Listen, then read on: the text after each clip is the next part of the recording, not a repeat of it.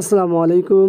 আবারও হাজির হলাম আপনাদের মাঝে নতুন আরেকটি ভিডিও নিয়ে। আজ আমরা একটি এইচপি ব্র্যান্ডের মডেল নিয়ে কথা বলছি, যেটি মডেলটা হলো m22f এবং এইচপি ব্র্যান্ডের 22 ইঞ্চির সর্বশেষ মডেল এটি, যেটা আরও অনেকটা স্লিম করেছে। তো এখানে আসলে আমরা সমস্যা দেখতে পাচ্ছি, হাতের বাম পাশে ঠিক নিচ বরাবর কালো হয়ে গেছে। মূলত এখান থেকে লিকুইড ছেড়ে দিয়েছে, আর লিকুইড ছাড়ার কারণে এখানে দাগ আছে। পাশাপাশি প্রত্যেকটা লেখার সাথে সাথে শেড আছে, যদিও ক্যামেরা বা মোবাইলে ভালো দেখা যাচ্ছে না। এটা কাছাকাছি হলে তখন বোঝা যায়, কারণ হচ্ছে যখন কাজ করে যে কোনো ভার বা যে কোনো স্ক্রিন আসলে দেখা যায়। তো এখানে আমরা দেখতে পাচ্ছি একটি হলো HDMI, একটি VGA, আর একটি হলো DC পোর্ট, আর আছে কি আর কোনো কিছুই নেই।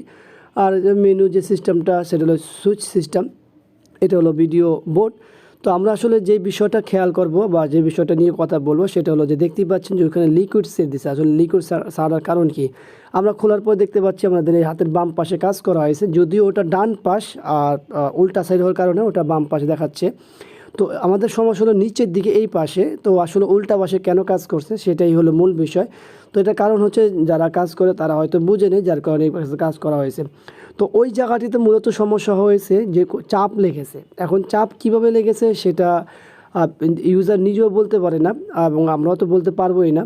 তো তার ভাষ্য হলো যে এখানে যে কোনোভাবে চাপ লেগে কালো হয়েছে। তো তখন এখানে ছোটো একটা হালকা দাগ ছিল, উনি আবার এটা কী দাগ হয়েছে সেই হিসাব করে চাপ দেওয়ার কারণে পুরোটাই লিকুইড ছেড়ে দিয়েছে।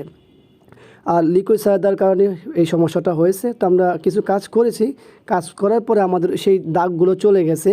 আর মূলত হচ্ছে সেই দাগ তো চলে গেছে, পাশাপাশি আমাদের এই যে নিচের দিকে যে সমস্যাগুলো ছিল লিকুইড ছাড়া, সেটা আমরা বন্ধ করে দিয়েছি যাতে আর লিকুইড না ছাড়ে। লিকুইড না ছাড়ার পিছনে কী কারণ আছে, এখানে আমরা পিক্সেল ভোল্টেজগুলো বন্ধ করে দিয়েছি, যার কারণে যাতে লিকুইড না ছাড়ে। কিন্তু লিকুইড কিন্তু এখনও ছাড়বে যদি চাপ দেওয়া হয়।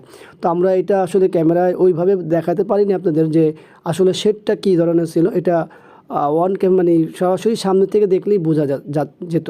তো এখন আমাদের ওই কাজটা কমপ্লিট হয়ে গেছে। তো সবাইকে একটি বিষয় লক্ষ্য করবো যে এই ধরনের সমস্যা যাতে না হয়, চাপ যাতে না লাগে। তো আবারও দেখাবো অন্য কোনো বিষয় নিয়ে। আজকে এখানে বিদায়, আল্লাহ হাফেজ।